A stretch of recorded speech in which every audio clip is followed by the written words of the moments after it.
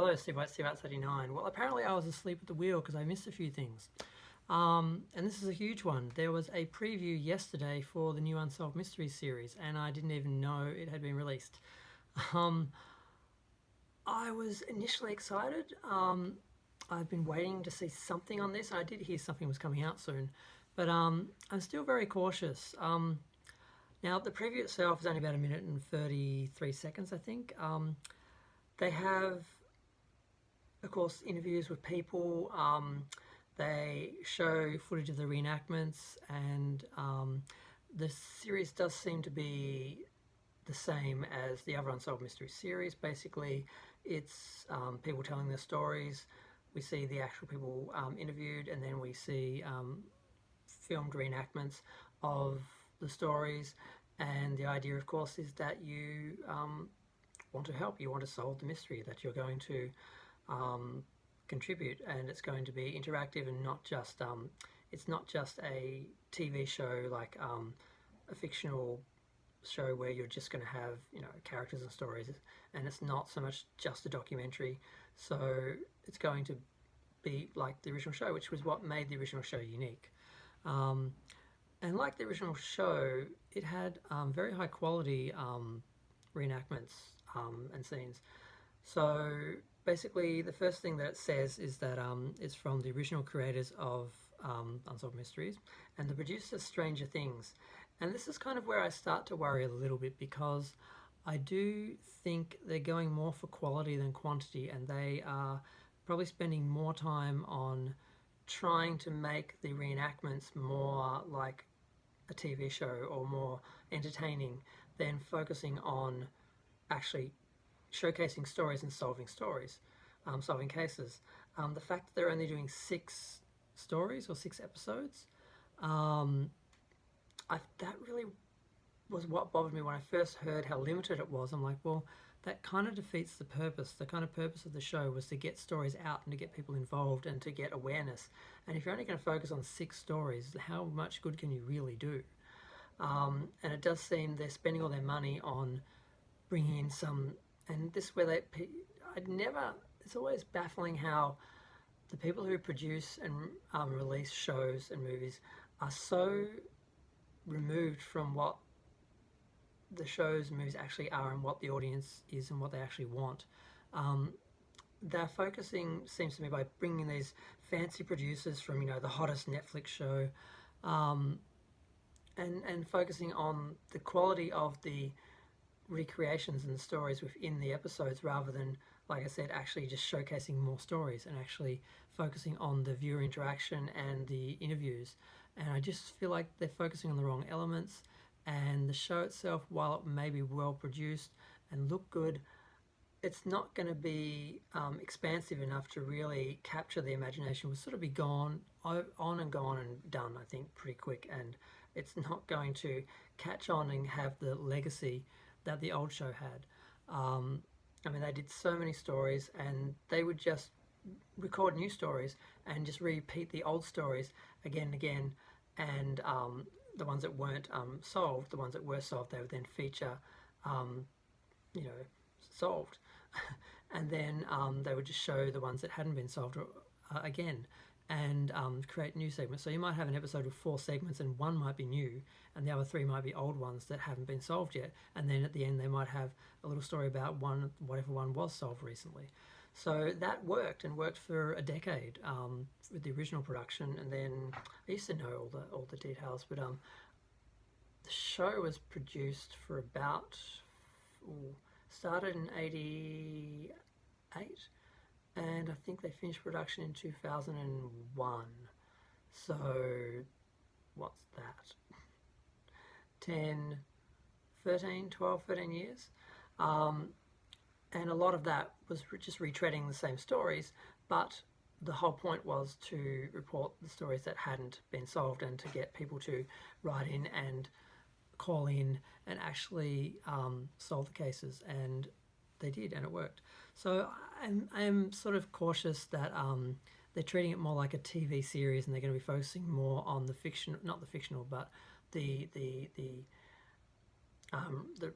reenactments, rather than actually they just seem to be off focus, off center with it. So I'm not sure how successful it's going to be. What they do create probably will be brilliant, but it's going to be probably more like a TV series. And I just think they're missing the point. So I'm a bit worried about that. The preview itself looks good. They just have your basic little cards, solve new mysteries, unexplained events, they do say all around the world, and then they have a lady talking with subtitles, which drives me a little bit mad. I'm like, if you're going to tell 6 stories, can you at least keep them all in America or in English-speaking countries? Because I cannot stand reading subtitles, because I spend most of my time on my computer with the TV on in the background, listening to stuff. I don't actually get much time to sit and look at the screen. So whenever something is in subtitles, it's a nightmare, because I have to get up and go and sit in front of the TV. And I'm like, really, 6 stories and you couldn't just stick to America? I don't really think going all around the world is really going to. It's spreading things out even thinner, and it's already spread pretty thin with only 6 stories. So I'm a bit worried about it. I'm just glad we got the original. The original will never go away, and it's still relevant on some level, because a lot of the mysteries weren't solved and still could be. So when you watch the stories that haven't been solved, they're almost as interesting, even if you're familiar with them, than they were the first time, because they're still a mystery. They're still, someone still could be seeing it and calling in or emailing in. And I guess it'll be interesting to see how interactive the show actually is and how much effort they put into it, because once they shut down the original production, they did repackage all the shows with Dennis Farina. After Robert Stack died, they repackaged the show and had Dennis Farina come in and do the voiceovers. They did it fairly cheaply, all in a little call center sort of thing, rather than have him go out, because he filmed all his scenes while they were filming the show. So he'd go out to the locations a lot of the time and film his introductions on site, and they didn't really do that with the remake, and that did give it some life, and they had a website and that, but they didn't put as much effort into the solving the crimes part of it. They really just wanted to rescreen the episodes and have people watch it like a TV show. So I wonder how much commitment they will actually have when the show goes off the air. Are they actually going to put any effort into actually maintaining the call-in, basically, and people who are actually trying to give them information or make inquiries or whatever? So part of me is excited, just the idea, they actually played under the scenes a subtle sort of theme of the original show, and it gave me goosebumps for a second or so. It sounds a little rock and roll, because the second series, the repackaged one, had more of a contemporary rock sound, whereas the original had that haunting, unique theme. And this has a bit of both, but it's subtle, and I'm like, I think they're going to underplay it. And when they actually have the writing in the title, it's red, and I'm like, red is never a color associated with Unsolved Mysteries. It's always blue and purple, and sort of, it was always in that vein of mystery, as opposed to red. Sort of says violence, blood, terror. I'm just not sure if the people actually doing this really are harkening back to the original show and what the fans want and what made the original show great, or if they had just have their own idea of what's going to be successful now, what they can sell now, what people will want now, not the fans, but just the general audience. And they're always after the sizable general audience, rather than just focusing on established fan bases and really catering to them and giving them what they really want, and making a lot of merchandise that people actually buy, as opposed to just getting everyone to watch the show once and then forget about it. That doesn't really create legacies and franchises and ongoing. So while I had a few moments of goosebumps and excitement, I also am seeing a lot of warning signs. Worst case scenario, I guess the show's just very limited, and it's good, but it's gone just as quickly as it comes. Worst case scenario, they miss the mark and it comes and goes pretty quick. So we'll see we just have to wait. We'll see what happens. I